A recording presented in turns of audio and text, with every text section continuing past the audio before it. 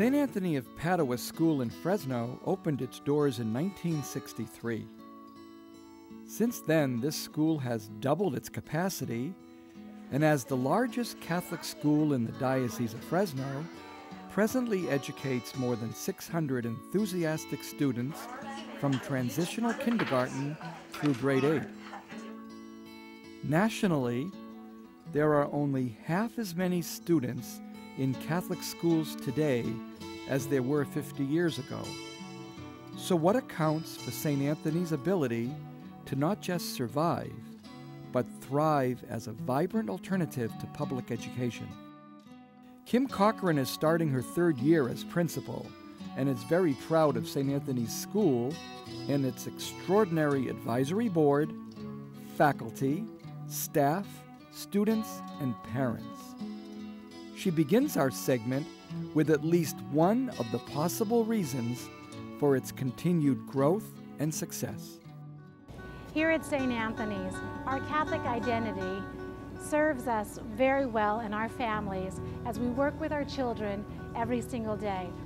From working in the garden and having our children experience God's presence there, to our recycling projects where students are gathering up cans and making sure that we are keeping our campus clean, but at the same time we're donating all of that money to our community. From our children praying the rosary in the classrooms and then going to the chapel to pray for not only their families but our school community and our parish community. We are very proud of all of our students for taking part and continuing to foster and grow their faith, just as our parents have started in the domestic church of their home. Faith and learning, growing hand in hand, starts very early at St. Anthony's, as second grade teacher Sarah Moorbacher explains. Prayer is the foundation of St. Anthony's. It is what our school is all about. It's our mission, and it is how we go about our business here every day. The second graders here at St. Anthony's have been doing the project, been going to Rosary now for about 15 years. This is the first year we started using prayer journals.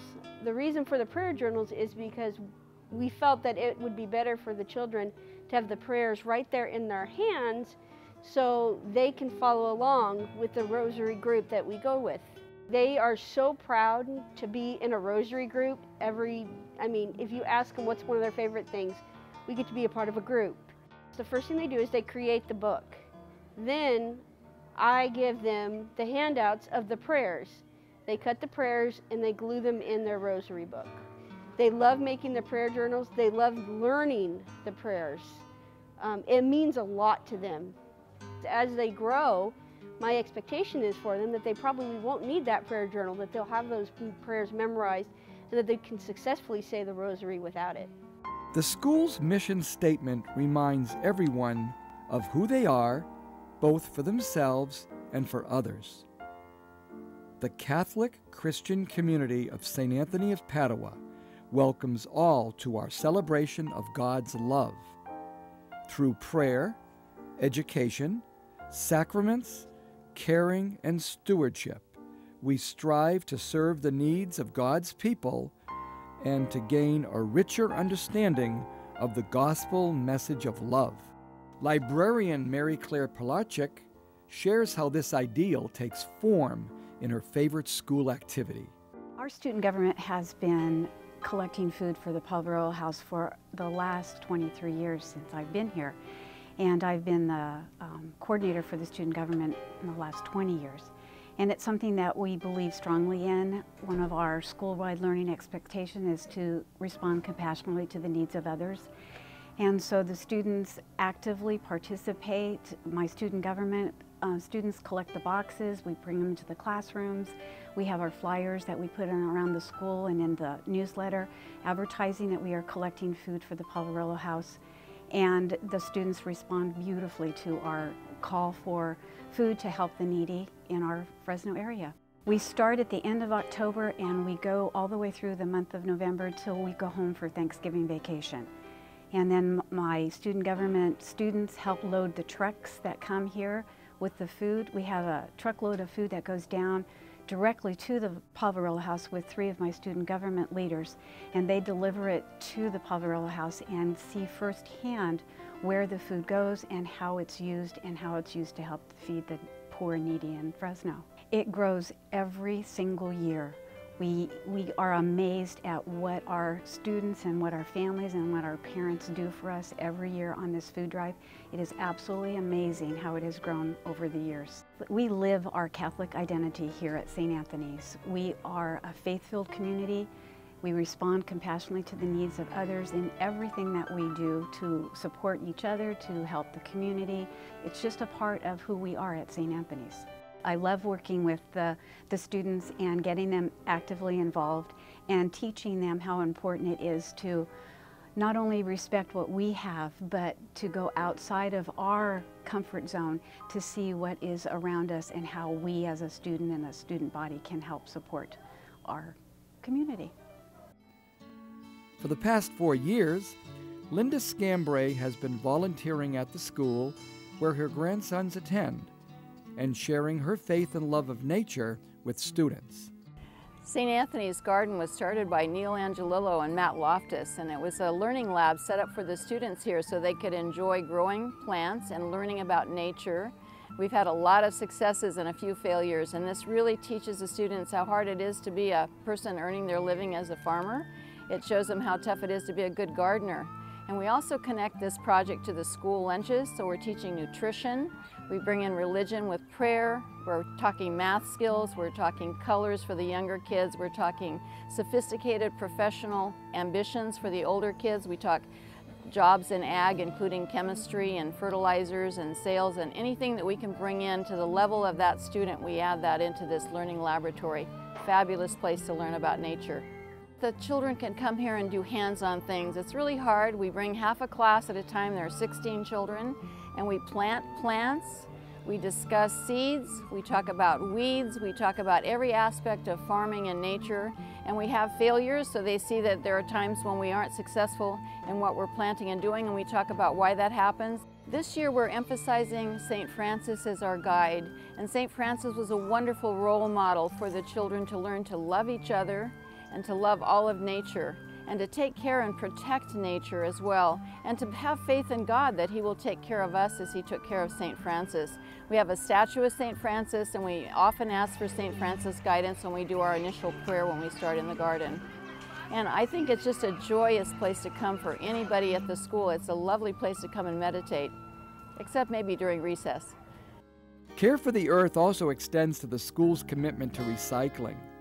St. Anthony students are actively involved in various recycling projects that teach stewardship while serving God's people. I feel we are stewards of the earth, and it is our responsibility to recycle and help the earth as much as we can. And I think it's important that we show our youth this example also and get them in the habit of recycling. Recycling and electronic recycling is just another way that our community needs to step up as a group and as a church and as a parish to help keep these items out of landfills. Through the athletic department, we see the importance also of giving back to the community, and we have a recycling program where our students go around and we collect, and after a month's worth of work, we have a surplus. And those will go back to different service groups in our area, the Palvarello House, the Holy Cross Center for Women, and so we try to teach that to the kids. Parents, remind us why they have chosen St. Anthony's as their Catholic school.